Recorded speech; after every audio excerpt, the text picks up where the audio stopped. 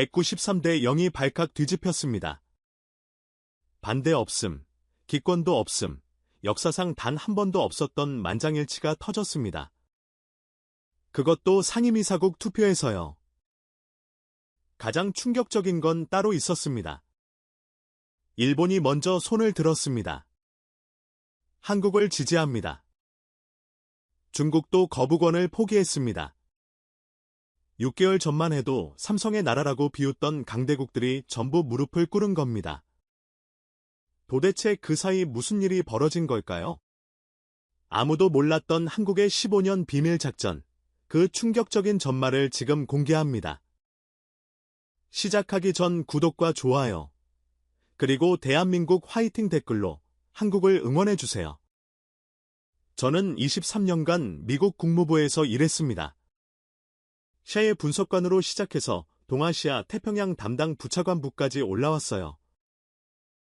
그동안 수많은 외교 현장을 봤습니다.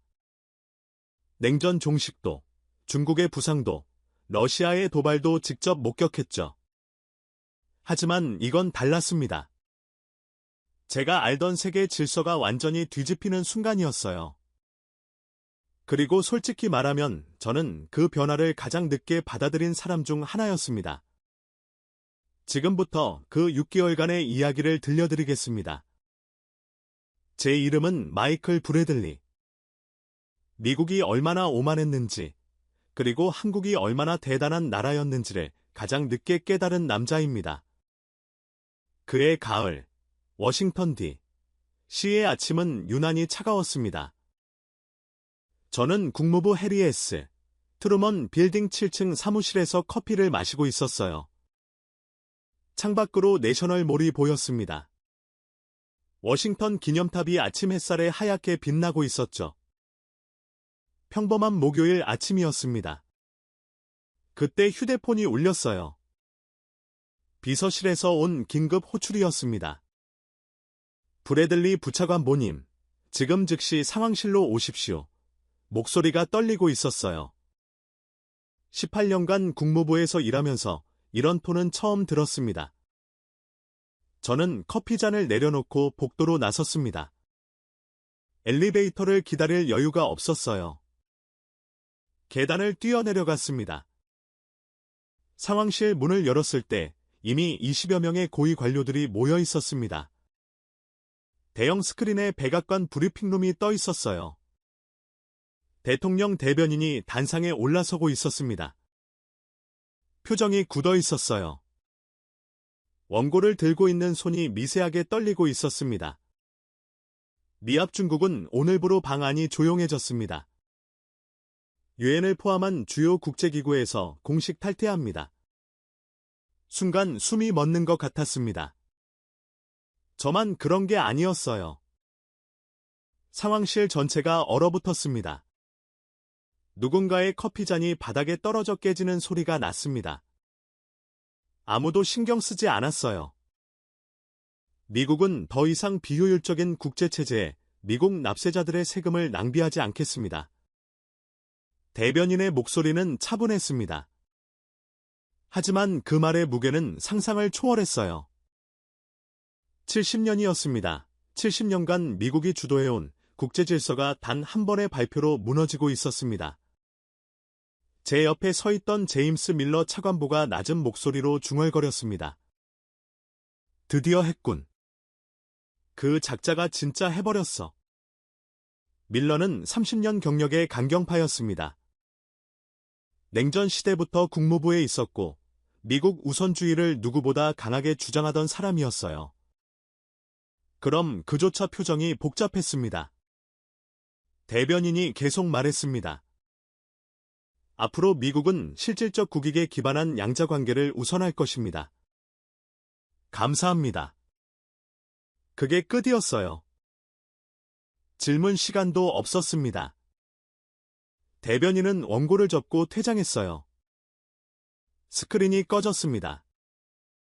상황시에 무거운 침묵이 내려앉았습니다. 1시간 뒤 긴급 대책회의가 소집됐습니다. 회의실에는 동아시아, 유럽, 중동, 아프리카 담당 부서장들이 모두 모였습니다. 벽면 스크린에는 세계 지도가 떠 있었어요. 빨간 점들이 깜빡이고 있었습니다. 분쟁 지역들이었어요. 소말리아, 예멘, 시리아, 미얀마, 우크라이나 동부. 미국이 유엔을 통해 관여하고 있던 모든 지역이 한순간에 공백 상태가 됐습니다. 밀러 차관보가 회의를 주재했습니다. 상황을 정리하자 당장 급한 건 뭐야? 유럽 담당 부서장이 손을 들었습니다. 나토 동맹국들이 난리입니다. 영국, 프랑스, 독일에서 긴급 연락이 쏟아지고 있어요. 뭐라는데? 미국 없는 안보리가 작동할 수 있느냐고 묻고 있습니다. 밀러가 코웃음을 쳤습니다. 작동. 원래 안보리가 제대로 작동한 적이 있었나? 몇몇이 웃었습니다. 하지만 웃음기 없는 웃음이었어요. 중동 담당이 말했습니다. 걸프 지역 동맹국들도 우려를 표명하고 있습니다. 사우디, UAE, 카타르. 알아서들 하라고 해. 우리가 언제까지 그 인간들 뒤치다거리를 해줘야 하나. 밀러의 목소리에 짜증이 묻어났습니다. 저는 조용히 듣고만 있었습니다.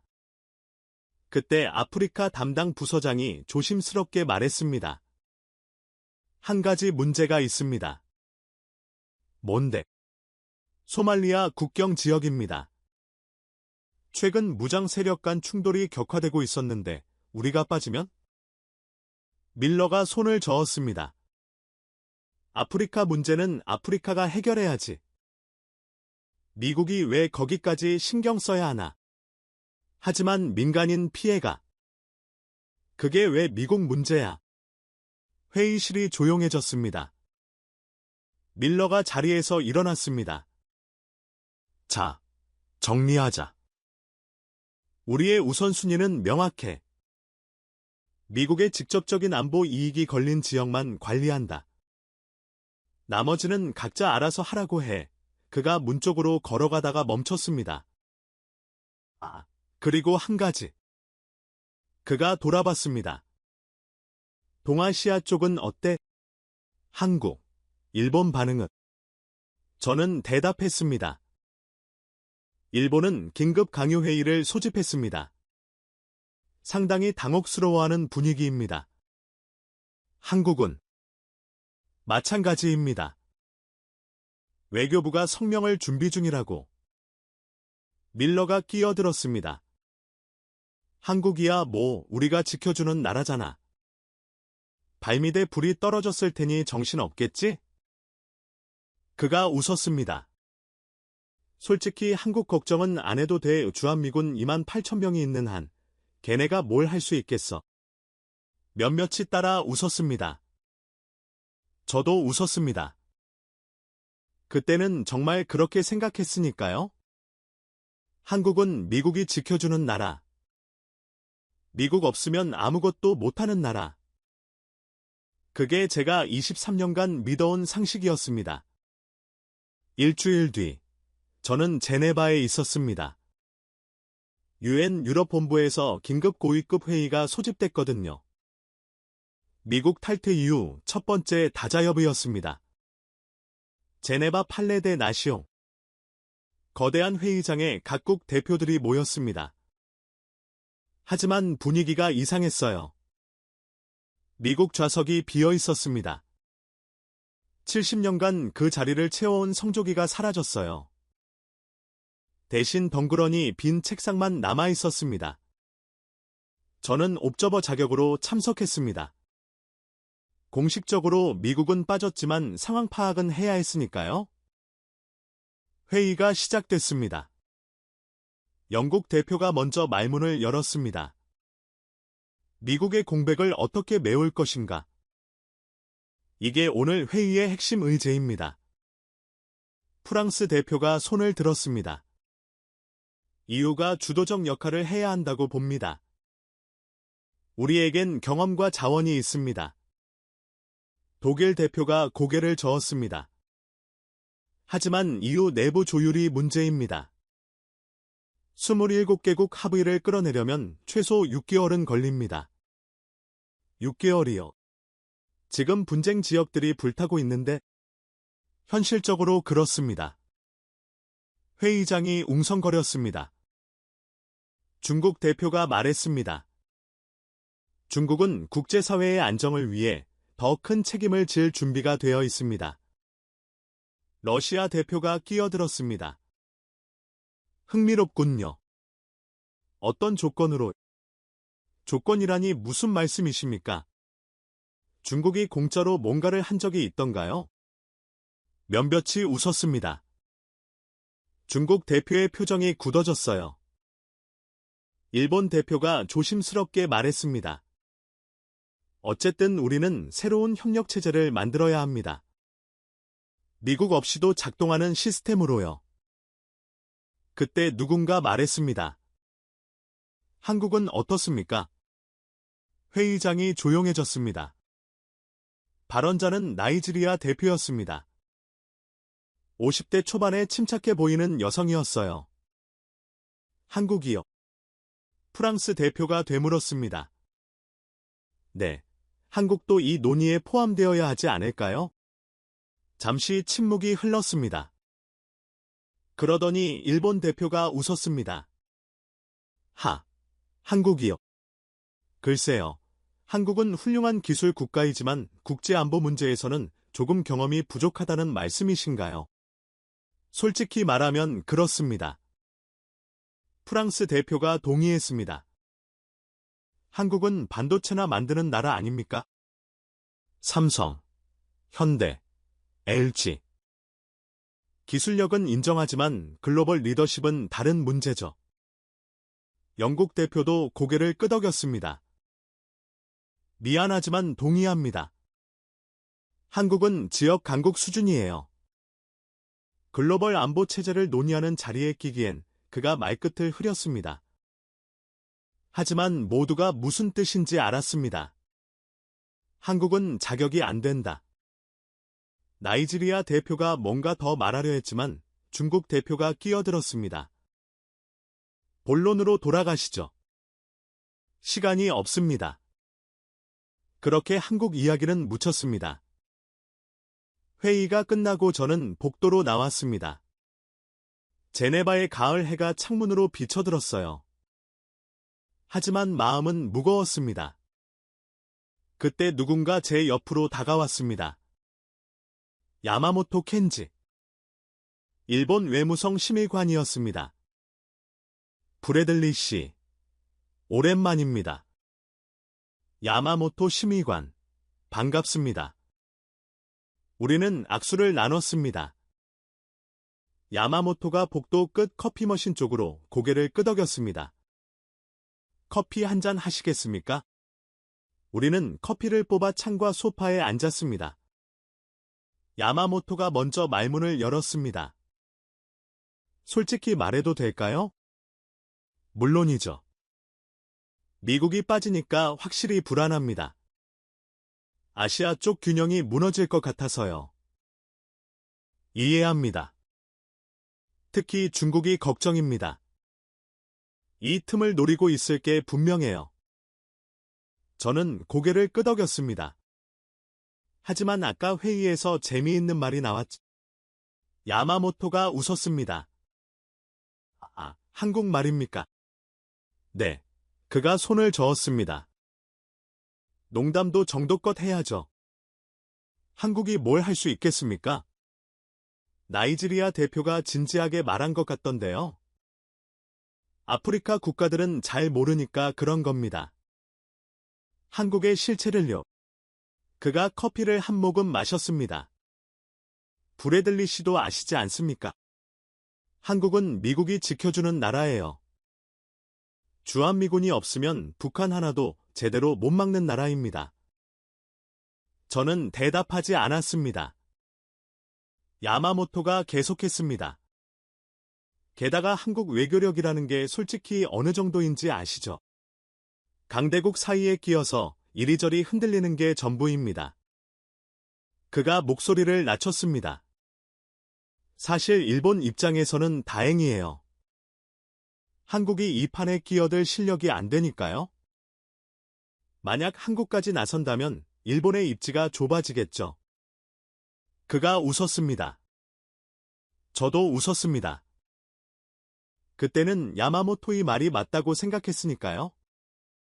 저녁에 호텔로 돌아왔습니다. 노트북을 열고 밀러 차관부에게 보고서를 보냈습니다. 회의 결과 유약 이후 내부 조율 난항, 중국은 조건부 개입 의향, 러시아는 관망, 합의 도출까지 최소 6개월 예상, 그리고 마지막에 한 줄을 덧붙였습니다.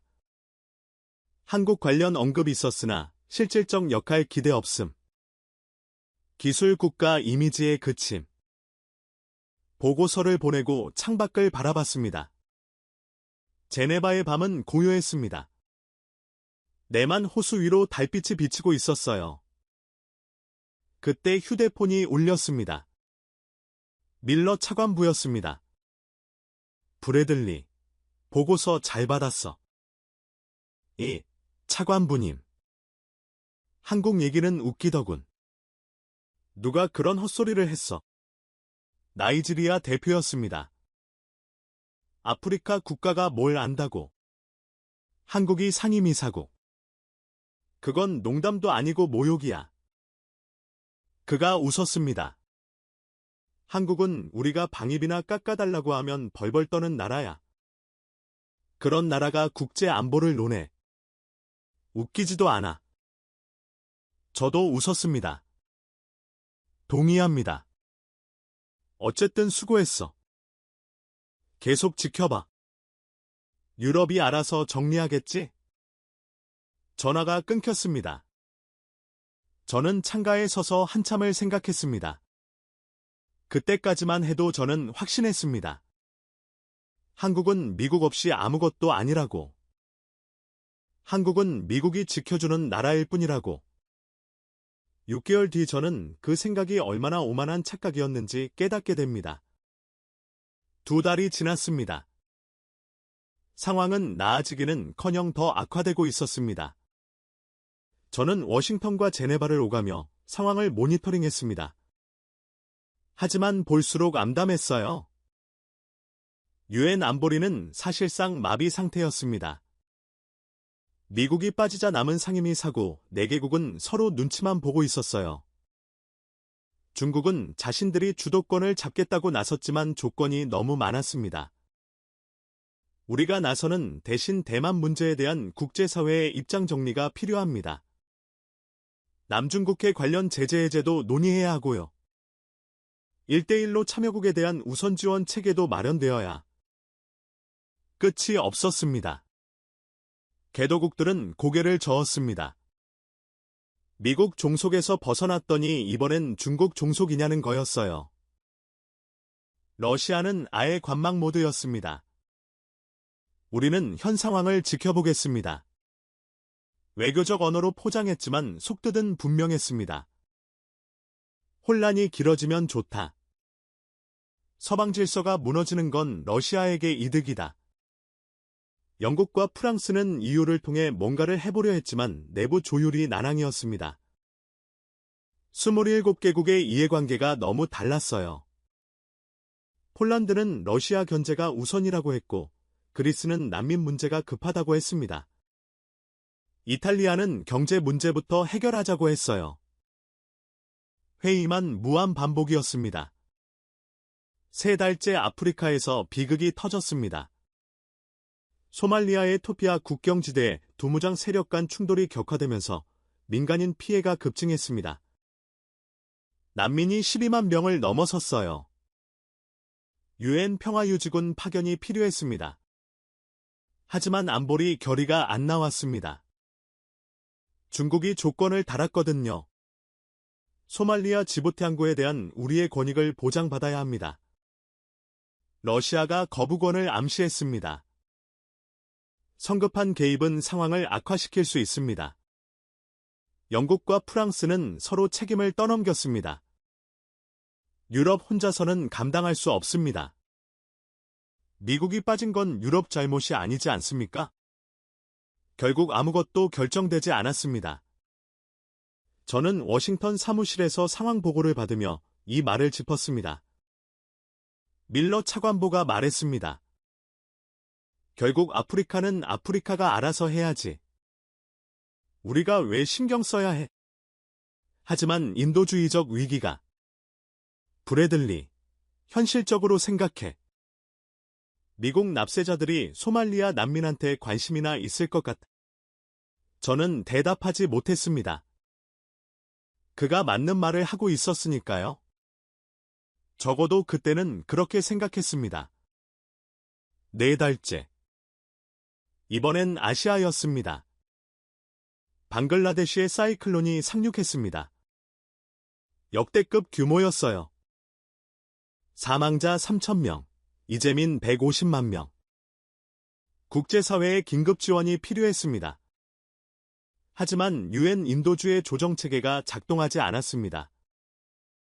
미국이 빠지면서 자금 지원이 끊겼고 조율 시스템이 마비됐거든요. 각국이 개별적으로 지원을 보냈지만 체계가 없었습니다. 구호 물자가 항구에 쌓여 썩어갔습니다. 분배가 안 됐어요. 의료팀이 도착했지만 어디로 가야 할지 몰랐습니다. CNN 특파원이 현장 상황을 보도했습니다. 지금 다카공항에는 각국 구호 물자가 산더미처럼 쌓여 있습니다. 하지만 이것을 필요한 곳에 전달할 시스템이 없습니다. 과거에는 유엔이 이 역할을 했지만 지금은? 저는 화면을 보며 입술을 깨물었습니다. 밀러 차관보는 무심하게 말했습니다. 방글라데시야 원래 재해가 많은 나라잖아. 알아서 하겠지. 5달째 이번엔 중동이었습니다. 대규모 사이버 공격이 발생했습니다. 사우디아라비아, UAE, 카타르, 쿠웨이트, 걸프 지역 주요 국가들의 전력망과 금융 시스템이 동시에 마비됐습니다. 범인은 불분명했습니다. 이란이라는 설도 있었고 러시아 영계 해커 집단이라는 분석도 있었어요. 중요한 건 대응 체계가 없다는 거였습니다. 과거에는 미국이 중심이 되어 사이버 방어 네트워크를 구축했습니다. 하지만 지금은 아무도 중심을 잡지 못했습니다. 걸프 국가들은 각자 방어에 급급했어요. 정보 공유도 안 됐고 공동 대응도 불가능했습니다. 저는 밀러 차관보에게 보고했습니다. 걸프 지역 사이버 공격권입니다. 상당히 심각한 상황입니다. 그래서 공동 대응 체계 구축이 필요합니다.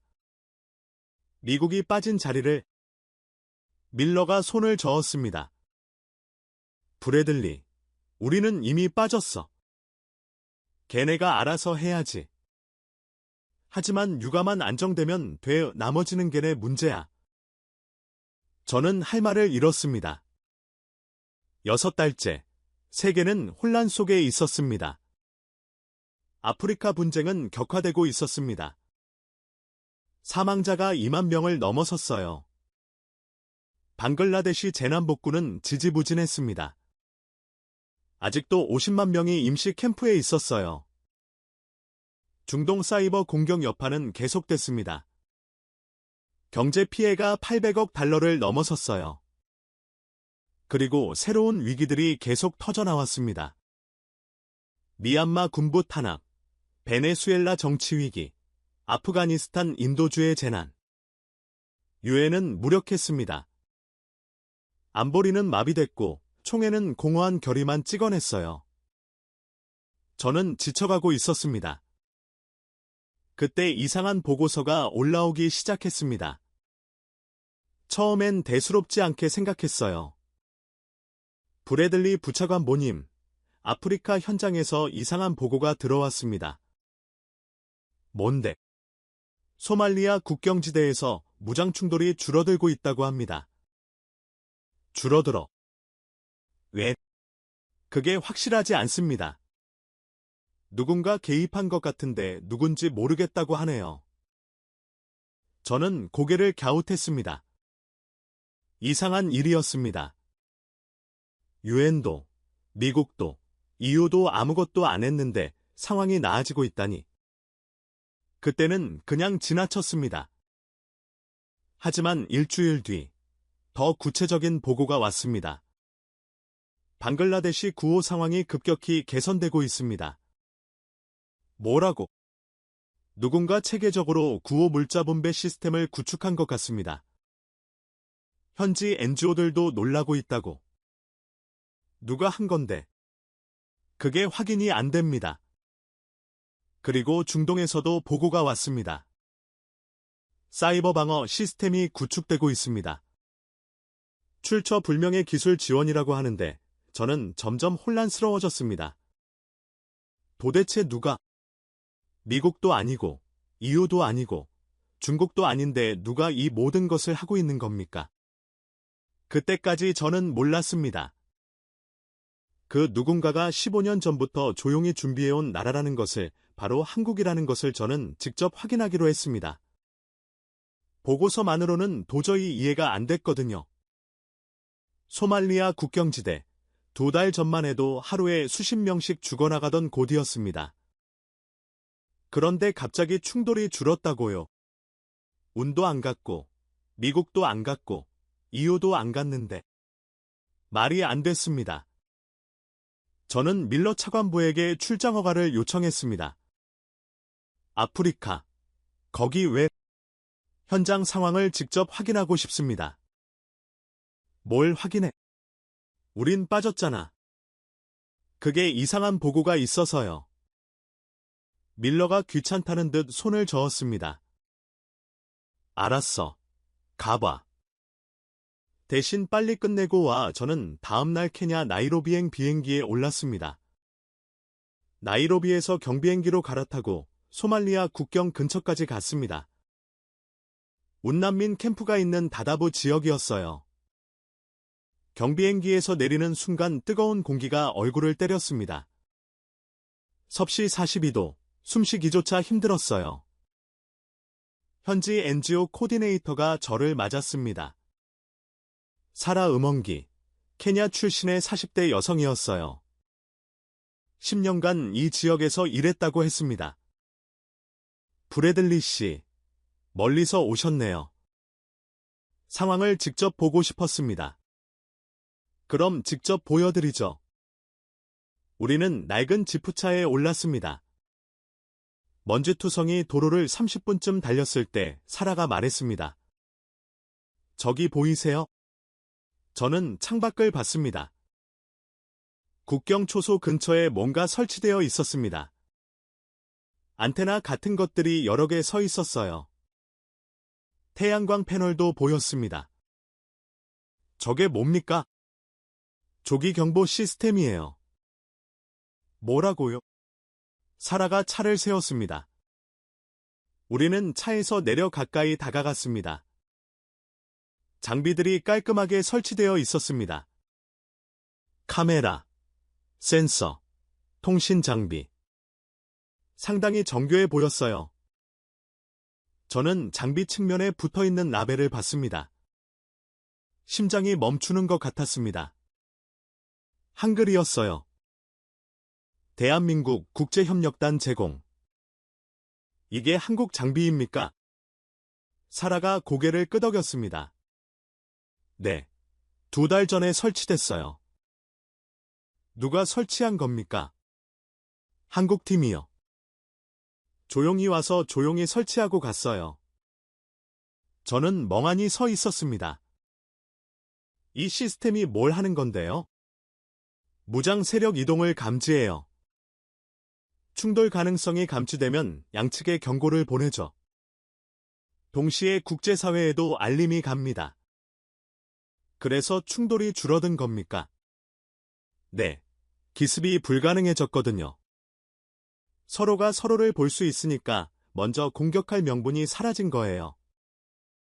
저는 할 말을 잃었습니다. 미국이 EU가 유엔이 6개월간 회의만 하고 있을 때 한국은 이미 현장에서 문제를 해결하고 있었던 겁니다. 사라가 저를 난민 캠프로 데려갔습니다. 캠프 입구에 임시 의료시설이 있었습니다. 그곳에서도 한글이 보였어요. 대한민국 긴급의료지원단전은 안으로 들어갔습니다. 의료진들이 분주하게 움직이고 있었습니다. 환자들이 줄지어 기다리고 있었어요. 한 의사가 제게 다가왔습니다.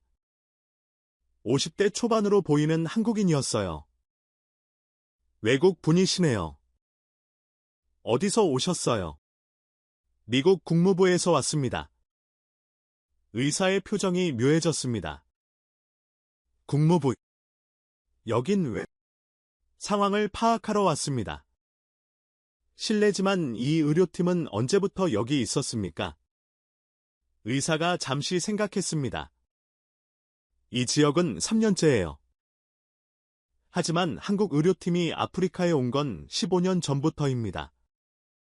15년이요? 네, 처음엔 작은 규모로 시작했어요. 의료봉사 수준이었죠. 그런데 점점 확대됐습니다. 그가 창밖을 가리켰습니다. 지금은 아프리카 12개국에 한국 의료팀이 상주하고 있어요. 긴급 대응 시스템도 구축했고 현지 의료진 교육도 하고 있습니다.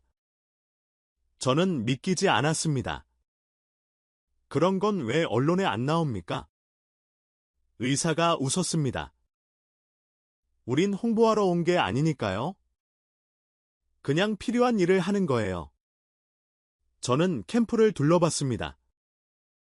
곳곳에 한국의 흔적이 있었습니다. 식수정화시설, 태양광 발전기, 이동식 화장실. 모두 조용히 체계적으로 설치되어 있었어요. 사라가 말했습니다. 솔직히 말씀드릴게요. 브래들리 씨, 저는 그녀를 봤습니다. 저도 처음엔 한국을 잘 몰랐어요. 삼성, 현대, 그 정도만 알았죠. 그녀가 고개를 저었습니다. 하지만 10년간 이 일을 하면서 깨달았어요. 한국은 다른 나라들과 달라요. 어떻게요? 다른 나라들은 와서 사진 찍고 가요. 보도 자료 내고 성과 발표하고 끝이에요. 하지만 한국은 그녀가 말을 멈췄습니다. 한국은 남아요. 시스템이 작동할 때까지 함께 있어요. 그리고 현지 사람들이 스스로 운영할 수 있게 만들어요. 저는 가슴이 뜨거워지는 것을 느꼈습니다. 그리고 가장 중요한 건요. 사라가 저를 똑바로 봤습니다. 한국은 조건을 안 달아요. 정치적 지지도, 경제적 양보도 요구하지 않아요. 그냥 필요한 걸 물어보고, 해주고, 떠나요. 저는 아무 말도 할 수 없었습니다. 나이로비로 돌아오는 비행기 안에서 저는 생각에 잠겼습니다. 15년, 한국은 15년 전부터 이 일을 해왔다고 했습니다. 아무도 모르게, 아무 조건 없이. 미국은 국익을 따지고, 중국은 조건을 달고, 러시아는 방관하는데, 한국은 왜 아무것도 바라지 않고 이 일을 해왔을까요? 저는 휴대폰을 꺼내 검색을 시작했습니다. 한국해외봉사, 한국 PKO, 한국재난지원, 정보가 쏟아져 나왔습니다. 남수단, 레바논, IT, 필리핀, 네팔, 한국은 조용히, 하지만 꾸준히 세계 곳곳에서 활동하고 있었습니다. 제가 몰랐을 뿐이었어요. 아니, 관심이 없었던 거죠. 한국은 미국이 지켜주는 나라. 그 편견이 제 눈을 가리고 있었던 겁니다. 케냐에서 돌아온 직후, 저는 방글라데시로 향했습니다. 사이클론 피해 현장이었습니다. 아직도 50만 명이 임시 캠프에 있다는 보고를 받았거든요. 하지만 동시에 상황이 급격히 개선되고 있다는 이상한 보고도 올라오고 있었습니다. 다카 국제공항에 내렸을 때 습한 공기가 폐를 눌렀습니다. 공항 밖으로 나오자마자 혼란이 보였습니다. 구호 물자를 실은 트럭들이 줄지어 서 있었어요. 하지만 뭔가 달랐습니다. 2달 전 보도에서는 물자가 쌓여 썩어가고 있다고 했는데 지금은 트럭들이 질서정연하게 움직이고 있었습니다. 저는 현지 가이드와 함께 가장 피해가 컸던 바리살 지역으로 향했습니다. 4시간 거리였어요. 도로 상태가 좋지 않았습니다. 곳곳에 무릉덩이가 있었고 무너진 건물 잔해도 보였습니다. 하지만 복구 작업이 한창이었습니다. 중장비들이 움직이고 있었어요. 작업자들이 분주했습니다. 저는 창밖을 보며 물었습니다. 저 중장비들은 어디서 온 겁니까? 가이드가 대답했습니다. 한국이요. 뭐라고요? 한국에서 보낸 거예요. 사이클론 터지고 72시간 만에 도착했어요. 72시간, 저는 믿을 수 없었습니다. 미국은 아직도 지원 규모를 논의 중이었는데 한국은 이미 장비를 보냈다고요. 바리살에 도착했습니다. 임시 캠프가 보였습니다. 천막들이 줄지어 서 있었어요. 하지만 케냐에서 본 것과는 완전히 달랐습니다. 정돈되어 있었습니다. 식수 배급소, 의료 텐트, 급식소가 체계적으로 배치되어 있었어요. 사람들이 줄을 서 있었지만 혼란스럽지 않았습니다. 저는 캠프관리본부를 찾아갔습니다. 거기서 한국인을 만났습니다. 30대 후반의 여성이었어요. 조끼에 한국국제협력단 코이커라고 적혀 있었습니다. 실례합니다. 미국 국무부에서 왔는데요. 여성이 돌아봤습니다. 눈 밑에 다크서클이 짙었습니다. 며칠째 제대로 못 잔 것 같았어요. 국무부. 무슨 일이시죠? 상황을 파악하러 왔습니다. 여기 시스템이 인상적인데 어떻게 이렇게 빨리 구축됐습니까? 여성이 쓴 웃음을 지었습니다. 빨리. 이건 15년 전부터 준비한 거예요.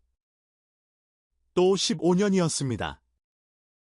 무슨 말씀이시죠? 한국은 방글라데시에서 15년 전부터 재난 대비 훈련을 했어요. 현지 공무원들, NGO들과 함께요. 매년 2번씩 합동훈련을 했죠. 저는 눈을 크게 떴습니다. 그래서 시스템이 있었던 겁니까? 내일 재난이 터지면 누가 뭘 해야 하는지 다 정해져 있어요. 우리가 오면 바로 작동하게요. 그녀가 태블릿을 꺼내 보여줬습니다. 화면에 복잡한 도표가 떠 있었습니다. 물류 흐름, 인력 패치, 의료 수요 예측. 이 시스템은 한국이 개발했어요. 재난 발생 시 실시간으로 상황을 분석하고 자원을 최적 배분해요. 저는 화면을 뚫어지게 봤습니다. 이걸 한국 혼자 만든 겁니까? 아니요. 방글라데시 정부, 현지 NGO, 국제기구들과 함께 만들었어요. 한국은 기술을 제공하고 훈련을 지원했죠. 그녀가 창밖을 가리켰습니다. 저기 보이는 현지 직원들, 다 한국에서 교육받은 사람들이에요. 한국어도 할 줄 알아요. 저는 밖을 봤습니다. 방글라데시 사람들이 능숙하게 일하고 있었습니다. 한국인 직원과 자연스럽게 소통하고 있었어요. 왜 이렇게까지 하는 겁니까? 제 질문에 여성이 고개를 갸웃했습니다. 뭐가요? 한국이 왜 이렇게까지 해야 합니까? 방글라데시가 한국한테 뭘 해줬습니까? 왜 조건 없이? 여성이 미소를 지었습니다. 브래들리 씨, 한국은 70년 전에 세계에서 가장 가난한 나라 중 하나였어요. 아시죠? 저는 고개를 끄덕였습니다. 그때 세계가 한국을 도왔어요. 조건 없이요. 그 덕분에 한국이 지금처럼 됐죠. 그녀가 캠프를 둘러봤습니다. 이건 그 빚을 갚는 거예요. 우리가 받았으니까 우리도 주는 거죠. 저는 가슴이 먹먹해졌습니다. 캠프를 둘러보다가 한 노인을 만났습니다. 70대로 보이는 방글라데시 남성이었어요. 다리를 절고 있었습니다. 저는 통역을 통해 물었습니다. 괜찮으세요? 노인이 고개를 끄덕였습니다. 사이클론 때 집이 무너졌어요. 다리를 다쳤죠. 죽는 줄 알았어요. 그가 눈시울을 붉혔습니다. 근데 한국 의사가 절 살렸어요. 밤새 수술해줬어요. 저는 조용히 들었습니다. 한국 사람들은 달라요. 노인이 말했습니다. 다른 나라 사람들은 와서 사진 찍고 가요. 약속만 하고 안 지켜요. 근데 한국은... 그가 말을 멈추고 한참 생각했습니다. 한국은 우리 눈을 봐요. 우리 말을 들어요. 뭐가 필요한지 물어봐요. 노인이 제 손을 잡았습니다. 당신 미국 사람이라고 했지? 네, 미국한테 전해줘요. 한국처럼 하라고.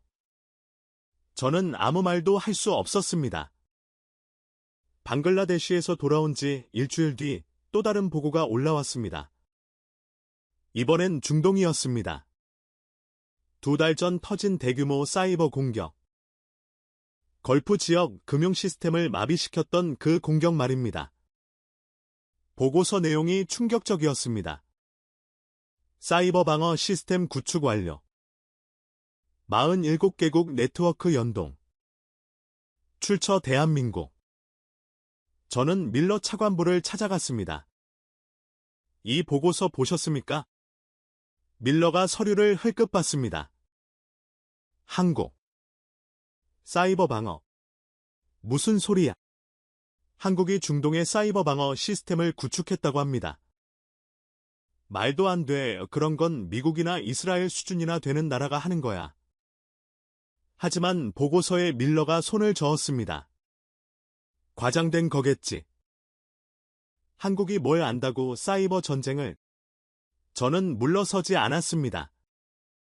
직접 확인하고 싶습니다. 밀러가 귀찮다는 듯 한숨을 내쉬었습니다. 알았어. 가봐. 대신 헛다리 짚으면 책임져. 두바이. 저는 UAE 국가안보국 청사를 방문했습니다. 사전에 미국 대사관을 통해 면담을 요청해둔 상태였습니다. 응접실에서 기다리는데 한 남자가 들어왔습니다. 50대 중반의 아랍인이었어요. 날카로운 눈매가 인상적이었습니다. 브래들리 씨. 저는 칼리드 알 만수리입니다. 사이버 안보국장이에요. 우리는 악수를 나눴습니다. 바쁘실 텐데 시간 내주셔서 감사합니다. 아닙니다.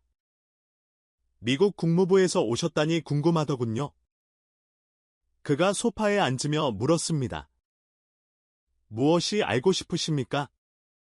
저는 단도직입적으로 말했습니다. 한국이 사이버 방어 시스템을 구축했다고 들었습니다. 사실입니까? 칼리드의 표정이 미묘하게 변했습니다. 어디서 들으셨습니까? 그건 중요하지 않습니다. 사실인지만 알면 됩니다. 칼리드가 잠시 침묵했습니다. 그러더니 자리에서 일어났습니다. 직접 보여드리죠. 따라오십시오. 우리는 지하로 내려갔습니다. 엘리베이터가 한참을 내려갔어요. 귀가 먹먹해질 정도였습니다. 문이 열리자 거대한 공간이 나타났습니다. 통제실이었습니다. 벽면 전체가 스크린이었어요. 세계 지도가 떠 있었고 수백 개의 점들이 깜빡이고 있었습니다. 수십 명의 기술자들이 모니터 앞에 앉아 있었습니다. 그리고 놀라운 것을 봤습니다. 한국어가 들렸어요. 기술자들 사이에 한국인들이 섞여 있었습니다. 아랍인들과 함께 일하고 있었어요.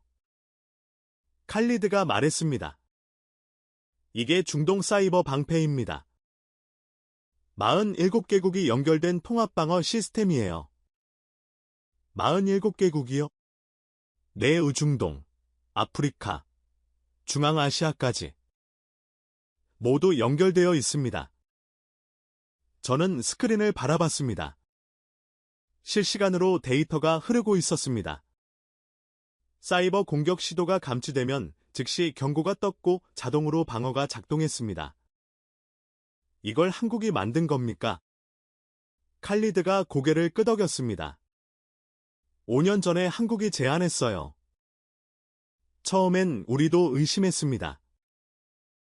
한국이 뭘 원하는지 몰랐으니까요. 뭘 원했습니까? 칼리드가 웃었습니다.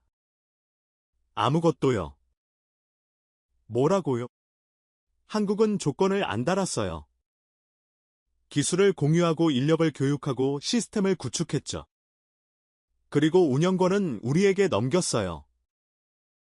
저는 믿기 어려웠습니다. 왜요? 왜 조건 없이? 칼리드가 어깨를 으쓱했습니다. 저도 물어봤어요. 한국 책임자에게요. 뭐라고 하던가요? 연결된 세계에서는 한 곳이 무너지면 모두가 무너진다. 우리는 같이 안전해지거나 같이 위험해지거나 둘 중 하나다. 그렇게 말했어요. 저는 한참 서 있었습니다. 2달 전 사이버 공격 때 이 시스템이 작동했습니까? 칼리드가 고개를 끄덕였습니다. 24시간 만에 공격을 차단했어요. 이 시스템이 없었다면 피해가 10배는 됐을 겁니다. 그가 저를 똑바로 봤습니다. 브래들리 씨, 솔직히 말씀드릴게요. 네, 미국이 빠지고 우리는 불안했어요. 누가 우리를 지켜줄지 몰랐으니까요. 그가 스크린을 가리켰습니다. 하지만 한국이 있었어요. 조용히, 묵묵히 준비하고 있었죠. 우리가 몰랐을 뿐이에요. 저는 가슴이 뜨거워지는 것을 느꼈습니다. 미국은 70년간 우리가 지켜준다고 했어요. 하지만 떠날 때는 하루아침이었죠. 칼리드의 목소리에 쓴맛이 섞여 있었습니다. 한국은 15년간 아무 말 없이 준비했어요. 그리고 필요할 때 거기 있었죠. 누가 진짜 친구인지 이제 알겠더군요. 저는 대답할 말을 찾지 못했습니다. 워싱턴으로 돌아왔습니다. 저는 보고서를 작성했습니다. 아프리카, 방글라데시, 중동에서 본 모든 것을 담았어요. 15년간의 준비. 47개국 네트워크. 127조 원 규모의 투자. 4만 7천 명의 인력 파견 누적. 숫자로 보니 더 충격적이었습니다. 보고서를 밀러 차관보에게 제출했습니다. 그는 읽더니 코웃음을 쳤습니다. 그래서 뭐, 한국이 좀 도왔다고. 좀이 아닙니다. 체계적으로 15년간. 브래들리, 현실적으로 생각해. 한국이 아무리 잘해도 강대국은 못돼. 군사력이 뭔데? 경제 규모가 뭔데? 저는 반박하고 싶었지만 참았습니다. 알겠습니다. 그리고 이 보고서는 외부에 유출하지 마. 괜히 한국이 잘났다는 인식 퍼지면 우리한테 손해야. 저는 사무실을 나왔습니다. 손이 부들부들 떨렸습니다. 분노 때문이 아니었어요. 부끄러움 때문이었습니다. 그날 밤, 제네바에서 긴급 연락이 왔습니다. 유엔에서 비공식 고위급 회의가 소집됐다는 거였습니다. 의제는 새로운 국제안보체제 구축. 저는 다음날 제네바로 날아갔습니다. 회의장에 들어서는 순간 분위기가 이상하다는 걸 느꼈습니다. 영국, 프랑스, 독일 대표들의 표정이 심각했어요. 일본 대표 야마모토도 와 있었습니다. 그의 얼굴이 굳어 있었어요. 회의가 시작됐습니다. 이후 대표가 먼저 말했습니다. 솔직히 인정해야 할 것 같습니다. 모두가 주목했습니다. 지난 6개월간 우리는 아무것도 못했습니다. 하지만 누군가는 뭔가를 했어요. 그가 서류를 꺼냈습니다. 아프리카 분쟁 지역 상황 개선, 방글라데시 재난 복구, 중동 사이버 방어, 이 모든 것의 공통점이 뭔지 아십니까? 침묵이 흘렀습니다. 한국입니다. 회의장이 술렁였습니다. 야마모토가 끼어들었습니다. 잠깐만요. 한국이 좀 도왔다고 해서 과대평가하는 건 이호 대표가 고개를 저었습니다. 과대평가가 아닙니다. 데이터를 보십시오. 그가 스크린에 자료를 띄웠습니다. 지난 15년간 한국의 국제협력 활동 기록이었습니다. PKO 파병, 재난지원, 의료봉사, 기술협력 숫자가 쏟아져 나왔습니다. 한국은 15년간 127조 원을 투자했습니다. 4만 7천 명의 인력을 파견했어요. 47개국과 협력 네트워크를 구축했습니다. 회의장이 조용해졌습니다. 그리고 이 모든 것을 조건 없이 했습니다. 정치적 지지도, 경제적 양보도 요구하지 않았어요. 이호 대표가 테이블을 둘러봤습니다. 여러분, 우리가 6개월간 회의만 하고 있을 때 한국은 이미 작동하는 시스템을 갖고 있었습니다. 침묵이 길어졌습니다. 야마모토가 입을 열었습니다. 하지만 한국은 경험이요. 이호 대표가 날카롭게 물었습니다. 야마모토 심의관, 지난 6개월간 일본은 뭘 했습니까? 야마모토의 얼굴이 붉어졌습니다. 회의에 참석했습니다. 의견을 제시했죠. 그래서 결과는요? 야마모토가 대답하지 못했습니다. 영국 대표가 끼어들었습니다. 솔직히 말하죠. 한국을 과소평가했습니다. 우리 모두요. 그가 한숨을 내쉬었습니다. 삼성이나 만드는 나라, 미국이 지켜주는 나라. 그렇게 생각했어요? 그가 고개를 저었습니다. 틀렸습니다. 완전히 틀렸어요. 회의장의 분위기가 바뀌고 있었습니다. 회의가 끝난 뒤 저는 복도에서 야마모토를 마주쳤습니다. 그의 표정이 복잡했습니다. 브래들리 씨, 야마모토 심의관. 그가 낮은 목소리로 말했습니다. 솔직히 충격받았어요. 무엇이요? 한국이 이 정도일 줄 몰랐습니다. 그가 창밖을 바라봤습니다. 일본은 한국을 항상 아래로 봤어요. 식민지였으니까, 전쟁 후에도 한참 가난했으니까. 그가 고개를 저었습니다. 하지만 지금은 한국이 우리보다 앞서 있는 것 같아요. 적어도 이 분야에서는요? 저는 조용히 들었습니다. 도쿄에서 지금 난리입니다. 한국의 활동이 알려지면서 일본은 뭘 했냐는 비판이 쏟아지고 있어요. 그가 저를 봤습니다. 브래들리 씨, 미국은 어떻습니까? 저는 대답을 피했습니다. 아직 상부에서 판단 중입니다. 야마모토가 쓴 웃음을 지었습니다. 그렇겠죠. 미국은 인정하기 싫을 테니까요. 그가 돌아서며 말했습니다. 하지만 현실은 바뀌지 않아요. 한국은 이미 움직이고 있고 우리는 제자리입니다. 일주일 뒤 운에서 또 한 번 고위급 회의가 소진됐습니다. 이번엔 공식 회의였습니다. 의제는 충격적이었어요. 운안전 보장이사회 개편론의 새로운 상임이사국 추가 검토. 저는 회의장 맨 뒷줄에 앉았습니다. 가슴이 두근거렸습니다. 회의가 시작됐습니다. 운사무총장이 말문을 열었습니다. 지난 6개월간 국제사회는 심각한 도전에 직면했습니다.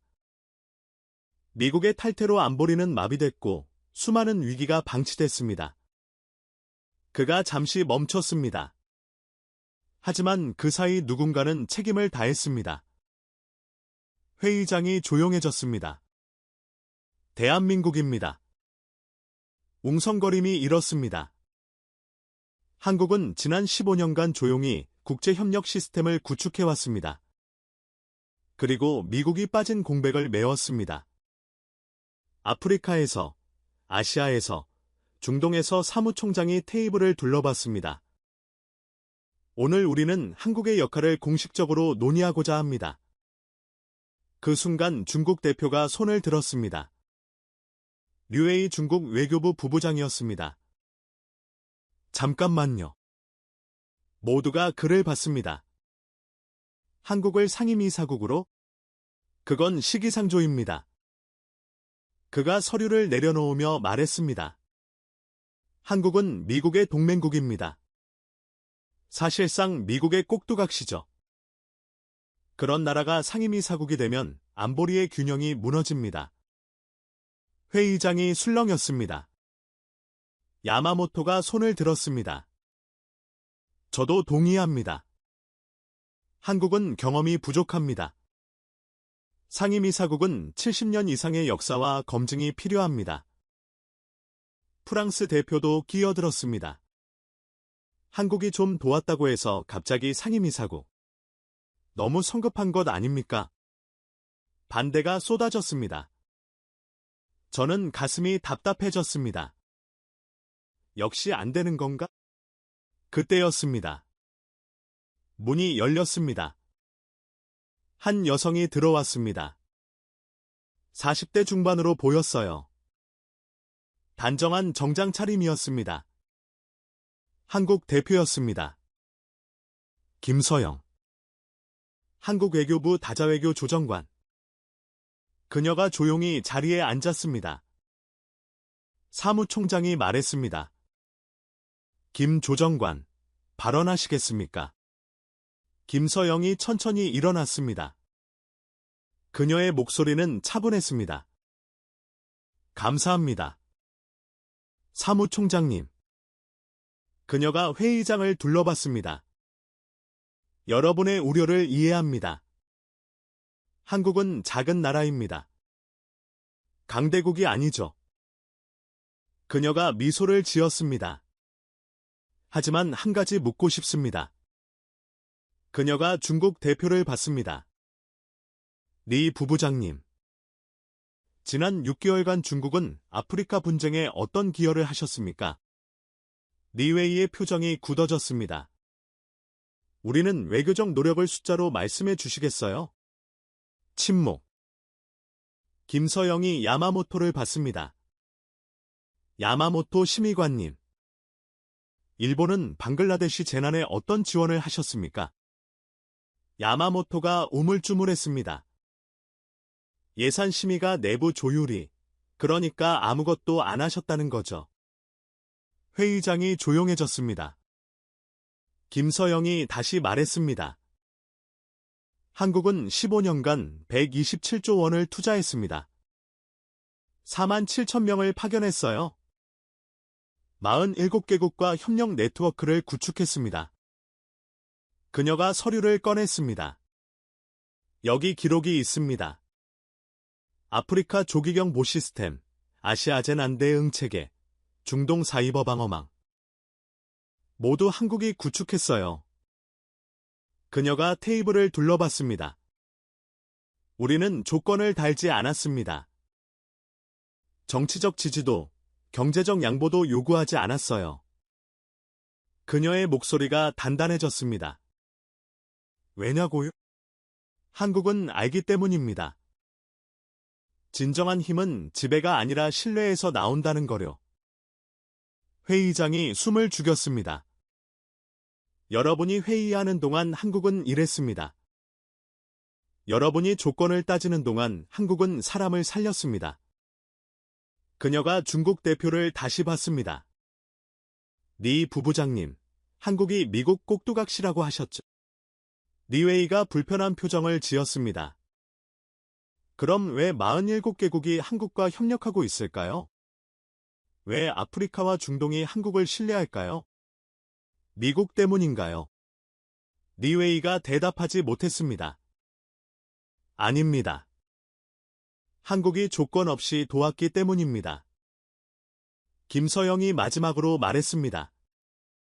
한국은 상임이사국 자리를 구걸하러 온 게 아닙니다. 우리는 이미 일하고 있어요. 여러분의 인정이 있든 없든 그녀가 자리에 앉았습니다. 회의장이 완전히 고요해졌습니다. 10분간 휴식이 선언됐습니다.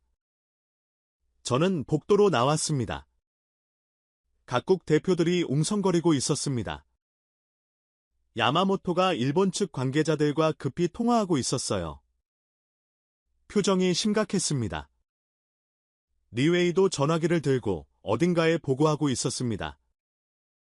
15분 뒤 회의가 재개됐습니다. 야마모토가 먼저 손을 들었습니다. 모두가 그를 봤습니다. 그의 얼굴이 창백했습니다. 발언해도 되겠습니까? 사무총장이 고개를 끄덕였습니다. 야마모토가 천천히 일어났습니다. 그가 심호흡을 했습니다. 저는 일본을 대표하여 말씀드립니다. 회의장이 조용해졌습니다. 일본은 한국의 역할을 인정합니다. 웅성거림이 일었습니다. 야마모토가 계속했습니다. 그리고 한국의 상임이사국 진출을 지지합니다. 회의장이 술렁였습니다. 저는 귀를 의심했습니다. 일본이 한국을... 야마모토의 목소리가 떨렸습니다. 솔직히 인정합니다. 일본은 한국을 과소평가했습니다. 아니, 무시했습니다. 그가 고개를 숙였습니다. 하지만 지난 6개월의 기록은 거짓말을 하지 않습니다. 한국은 행동으로 증명했습니다. 그가 김서용을 봤습니다. 김 조정관님 죄송합니다. 그리고 존경합니다. 회의장의 감탄이 흘렀습니다. 그리고 놀라운 일이 벌어졌습니다. 리웨이가 손을 들었습니다. 중국도 발언하겠습니다. 모두가 숨을 죽였습니다. 리웨이가 일어났습니다. 그의 표정이 복잡했습니다. 중국은 한국의 상임이사국 진출에 거부권을 행사하지 않겠습니다. 회의장이 폭발했습니다. 웅성거림, 박수, 탄성이 뒤섞였습니다. 저는 멍하니 앉아 있었습니다. 중국이 거부권을 포기했다. 일본이 한국을 지지했다. 도대체 무슨 일이 벌어지고 있는 겁니까? 리웨이가 덧붙였습니다.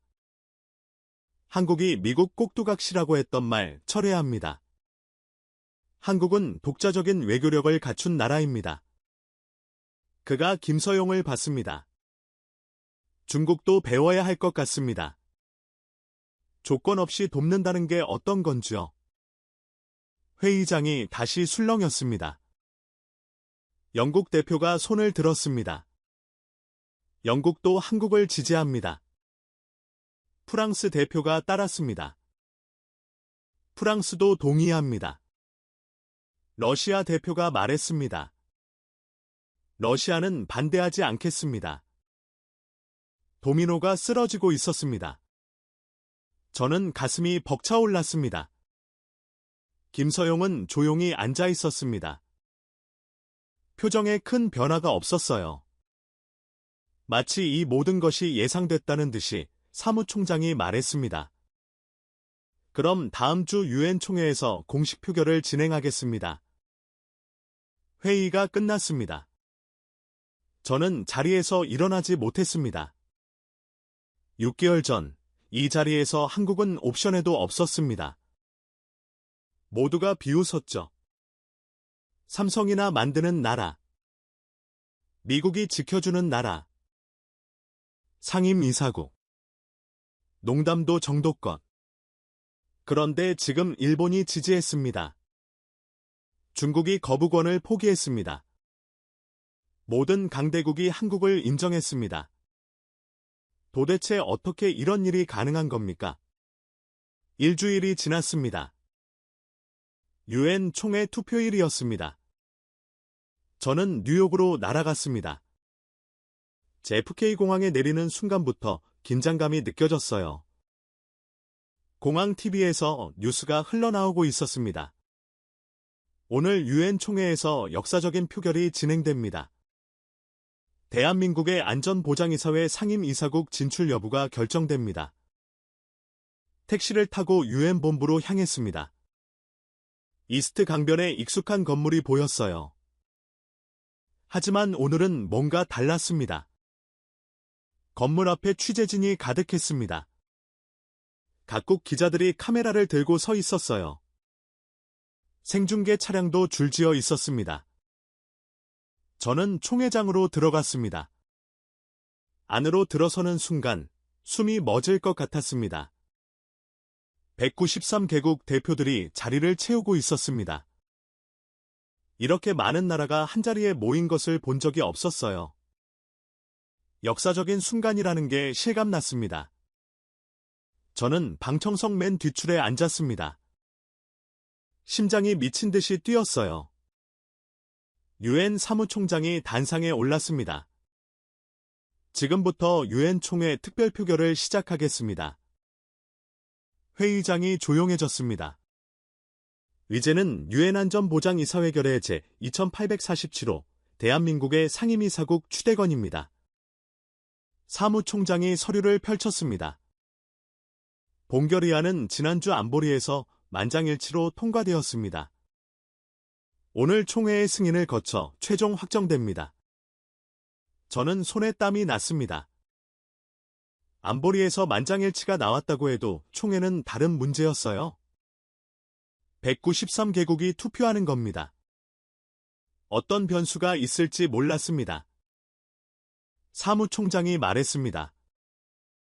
표결에 앞서 대한민국 대표의 발언이 있겠습니다. 김서영이 자리에서 일어났습니다.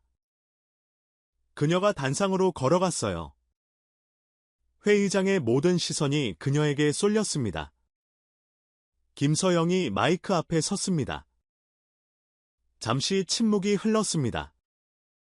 그녀가 입을 열었습니다. 존경하는 의장님 그리고 193개국 대표 여러분. 그녀의 목소리는 차분했지만 회의장 전체에 울려 퍼졌습니다. 70년 전 한국은 세계에서 가장 가난한 나라 중 하나였습니다. 저는 숨을 죽였습니다. 폐허가 된 땅에서 사람들은 굶주렸습니다. 내일이 있을지 알 수 없었죠. 그녀가 회의장을 둘러봤습니다. 그때 세계가 손을 내밀었습니다.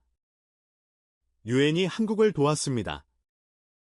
조건 없이요. 그녀의 목소리가 조금 떨렸습니다. 그 도움이 없었다면 오늘의 한국은 없었을 겁니다. 회의장이 완전히 고요해졌습니다. 한국은 그 은혜를 잊지 않았습니다. 김서영이 단상 위 서류를 집어들었습니다. 지난 15년간 한국은 127조 원을 투자했습니다. 4만 7천 명의 인력을 파견했어요. 47개국과 협력했습니다. 그녀가 서류를 내려놓았습니다. 우리는 받았기 때문에 돌려드리는 겁니다. 저는 가슴이 뜨거워졌습니다. 한국은 패권을 원하지 않습니다. 지배하고 싶지 않아요. 그녀가 단호하게 말했습니다. 우리가 원하는 건 단 하나입니다.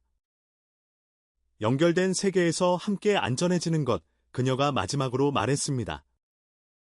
오늘 여러분이 어떤 선택을 하시든 한국은 계속 일할 겁니다. 조건 없이 책임감을 갖고요. 그녀가 고개를 숙였습니다. 감사합니다. 회의장에 박수가 터져나왔습니다. 처음엔 몇몇 나라에서 시작됐어요. 아프리카, 동남아시아, 중동. 그러더니 점점 퍼져나갔습니다. 유럽에서, 남미에서, 아시아에서. 박수가 회의장 전체를 뒤덮었습니다. 저는 눈시울이 뜨거워졌습니다. 김서영이 자리로 돌아갔습니다. 그녀의 표정은 여전히 담담했어요. 하지만 눈가가 촉촉해 보였습니다. 사무총장이 다시 단상에 섰습니다. 그럼 표결을 시작하겠습니다. 회의장이 다시 조용해졌습니다. 대한민국의 유엔안전보장이사회 상임이사국 추대에 찬성하시는 나라는 녹색 버튼을, 반대하시는 나라는 적색 버튼을, 기권하시는 나라는 황색 버튼을 눌러주십시오. 저는 손을 꽉 쥐었습니다. 회의장 전면에 대형 스크린에 숫자가 떴습니다. 찬성 0, 반대 0, 기권 0 투표가 시작됐습니다. 첫 번째 숫자가 바뀌었습니다. 찬성 1, 가나였습니다. 그 다음 찬성 2, 나이지리아, 찬성 5, 찬성 12, 찬성 27, 숫자가 빠르게 올라갔습니다. 저는 화면을 뚫어지게 봤습니다. 반대는 여전히 0이었어요. 기권도 0점, 찬성 58, 찬성 89, 찬성 127, 회의장에서 웅성거림이 시작됐습니다. 모든 나라가 찬성하고 있었어요. 찬성 156, 찬성 178, 찬성 191, 심장이 터질 것 같았습니다. 찬성 192, 하나가 남았습니다. 저는 스크린을 봤습니다. 마지막 미투표국이 떠 있었어요. 미국. 회의장이 숨을 죽였습니다. 미국은 공식적으로 유엔에서 탈퇴했지만 옵저버 자격으로 이 투표에 참여할 수 있었습니다. 상징적인 의미였어요. 미국이 어떤 선택을 하느냐? 저는 미국 대표단 쪽을 봤습니다. 밀러 차관보가 앉아 있었어요. 그의 얼굴이 굳어 있었습니다. 손이 버튼 위에서 멈춰 있었어요. 10초가 지났습니다. 20초. 회의장 전체가 그를 지켜보고 있었습니다. 밀러가 천천히 손을 움직였습니다. 녹색 버튼, 찬성. 화면이 바뀌었습니다. 찬성 193, 반대 0, 기권 0 회의장이 폭발했습니다. 박수와 환호가 쏟아졌습니다. 193대 0점. 단 한 표의 반대도 없이, 단 한 표의 기권도 없이 유엔 역사상 유례없는 만장에 치였습니다. 저는 자리에서 일어날 수 없었습니다. 눈물이 흘렀어요. 왜 우는지 모르겠었습니다. 기쁨인지, 부끄러움인지, 감동인지. 모든 감정이 뒤섞여 있었습니다. 사무총장이 마이크를 잡았습니다. 결의제 2847호가 만장에 7호 가결되었음을 선포합니다. 박수가 다시 터져나왔습니다. 대한민국은 오늘부로 유엔안전보장이사회 6번째 상임이사국이 됩니다. 김서영이 자리에서 일어났습니다. 각국 대표들이 그녀에게 다가와 악수를 청했어요. 아프리카 대표들이 먼저 왔습니다. 감사합니다. 한국이 우리를 잊지 않았어요. 방글라데시 대표가 그녀의 손을 잡았습니다. 한국은 진짜 친구입니다. 중동 대표들도 줄을 섰어요.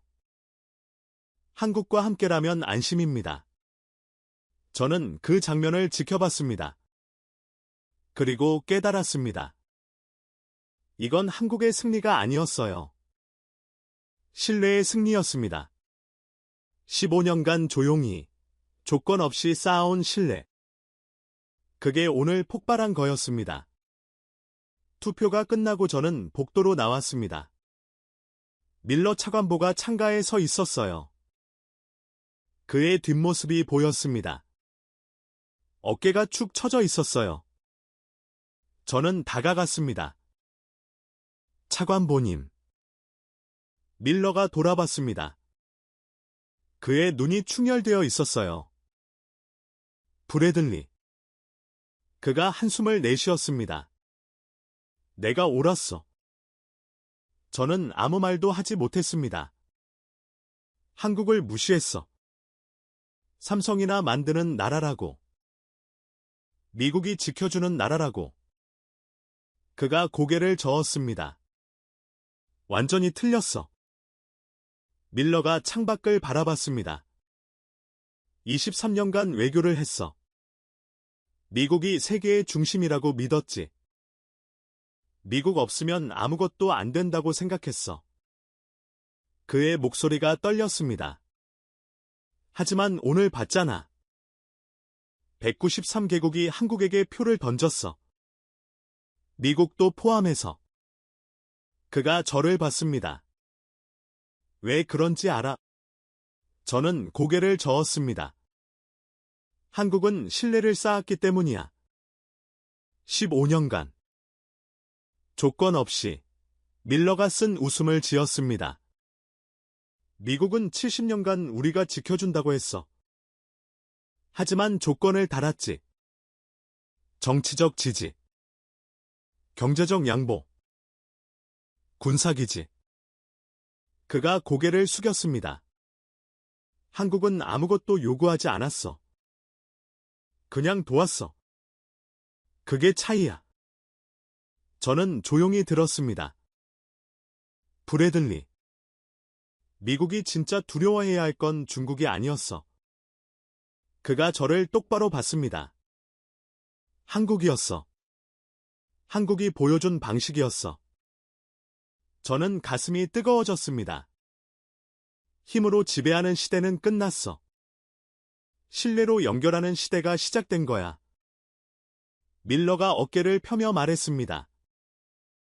그리고 한국은 그걸 가장 먼저 증명했어.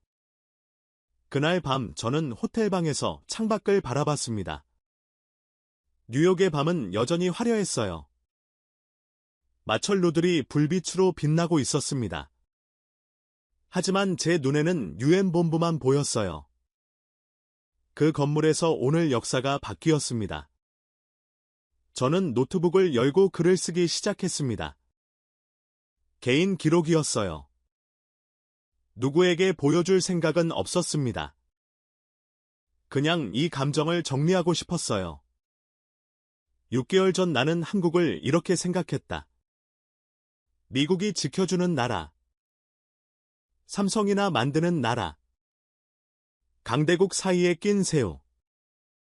완전히 틀렸다. 한국은 15년간 세계를 준비하고 있었다. 아무도 모르게, 아무 조건 없이 아프리카에서 분쟁을 막았다. 아시아에서 재난을 복구했다. 중동에서 사이버 공격을 차단했다. 모두가 회의하고 있을 때 한국은 이랬다. 모두가 조건을 따질 때 한국은 그냥 도왔다. 그리고 오늘 193개국이 한국에게 표를 던졌다. 반대 0점, 기권 0점. 역사상 유례없는 만장일치. 왜? 힘이 아니었다. 한국은 세계 10위권 경제대국이지만 군사력으로 따지면 강대국이 아니다. 돈이 아니었다. 127조 원은 큰 돈이지만 미국이나 중국에 비하면 적다. 그럼 뭐였을까? 신뢰였다. 15년간 조용히 쌓아온 신뢰. 조건 없이 도운 기억. 떠나지 않고 남아있던 시간. 그게 오늘 폭발한 거다. 나는 23년간 미국 국무부에서 일했다. 미국이 세계의 중심이라고 믿었다. 미국이 없으면 세계가 작동하지 않는다고 생각했다. 오만이었다. 미국이 빠지자 세계는 새로운 중심을 찾았다. 그리고 그 중심은 한국이었다. 미국은 70년간 힘으로 세계를 지켰다. 한국은 15년간 신뢰로 세계를 연결했다. 어느 쪽이 더 오래 갈까? 답은 이미 나왔다. 저는 글을 멈추고 창밖을 바라봤습니다. 뉴욕의 밤하늘에 별이 보였어요. 희미했지만 분명히 빛나고 있었습니다. 한국도 그랬던 것 같아요. 희미하게 하지만 꾸준히 빛나고 있었던 거죠. 우리가 몰랐을 뿐이었습니다. 다음 날 아침 저는 유엔 본부를 다시 찾았습니다. 어제의 열기는 가라앉았지만 건물 분위기가 달라져 있었어요. 복도에서 한국 외교관들이 바쁘게 움직이고 있었습니다. 새로운 상임이사국으로서 할 일이 많았겠죠. 저는 김서영 조정관을 찾았습니다. 그녀의 사무실 앞에서 기다렸어요. 30분쯤 지났을 때 그녀가 나왔습니다. 브래들리 씨, 김 조정관님, 잠시 시간 되시겠습니까? 그녀가 고개를 끄덕였습니다. 우리는 근처 벤치에 앉았어요. 저는 먼저 말했습니다. 축하드립니다. 감사합니다. 그리고 사과드리고 싶습니다. 김서영이 저를 봤습니다. 사과요. 저도 한국을 무시했습니다. 미국이 지켜주는 나라라고, 삼성이나 만드는 나라라고. 저는 고개를 숙였습니다. 완전히 틀렸습니다. 죄송합니다. 김서영이 미소를 지었습니다. 괜찮습니다. 저희도 그런 시선에 익숙해요. 그녀가 창밖을 바라봤습니다. 하지만 중요한 건 시선이 아니에요. 행동이죠. 저는 조용히 들었습니다. 한국은 70년 전에 도움을 받았어요. 그때 세계가 한국을 봐준 덕분에 지금의 한국이 있죠. 그녀가 저를 봤습니다. 그래서 한국은 행동하기로 했어요. 말이 아니라 행동으로 보여주기로요? 15년간 조용히요. 네, 우리가 시끄럽게 떠들 필요는 없었어요. 필요한 곳에 가서 필요한 일을 하면 되니까요. 저는 고개를 끄덕였습니다. 한 가지 묻고 싶습니다. 네, 앞으로 어떻게 하실 겁니까? 상임이사국이 되셨잖아요. 이제 더 큰 힘을 갖게 됐는데. 김서영이 잠시 생각했습니다. 똑같이 할 거예요. 네, 조용히, 조건 없이, 필요한 곳에서 일할 거예요. 그녀가 미소를 지었습니다. 상임이사국이 됐다고 한국이 바뀔 필요는 없잖아요. 지금까지 해온 방식이 효과가 있었으니까요. 저는 감탄했습니다. 대단하십니다. 아니에요. 그냥 당연한 거예요.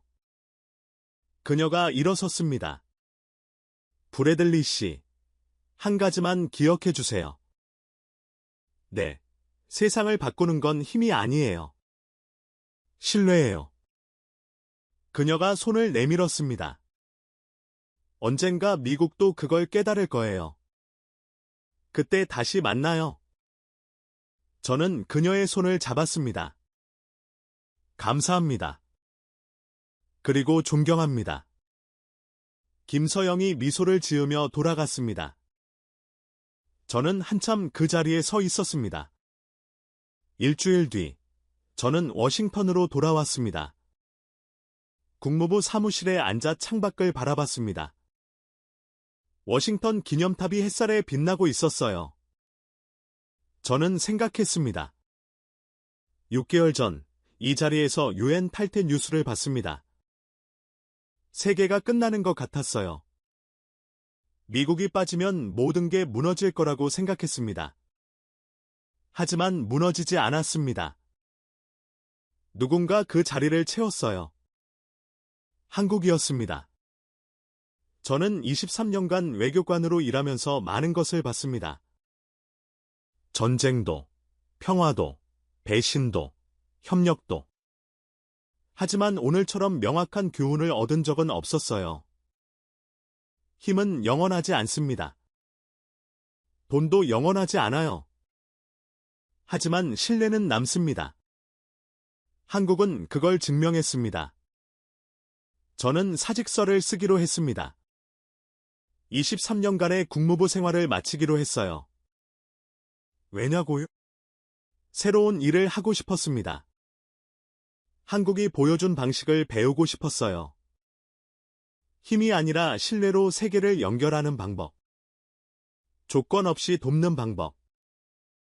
떠나지 않고 남아있는 방법. 저는 책상 위에 사직서를 올려놓았습니다. 그리고 마지막으로 창밖을 바라봤습니다. 워싱턴의 하늘은 맑았어요. 저 하늘 아래 어딘가에서 한국 사람들이 오늘도 일하고 있겠죠.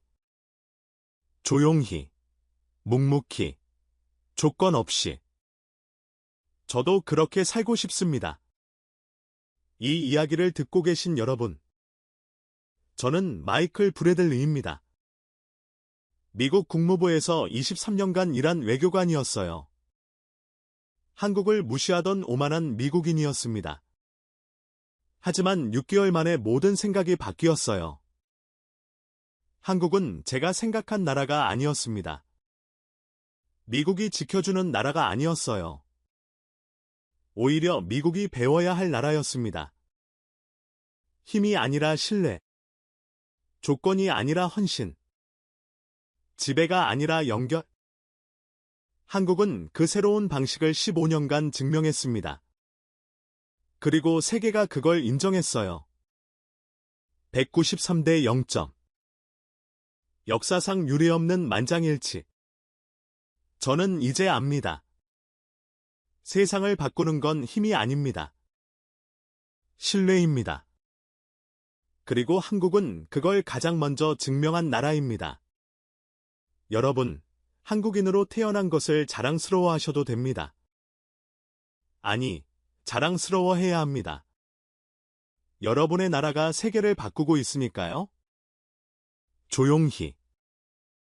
하지만 확실하게.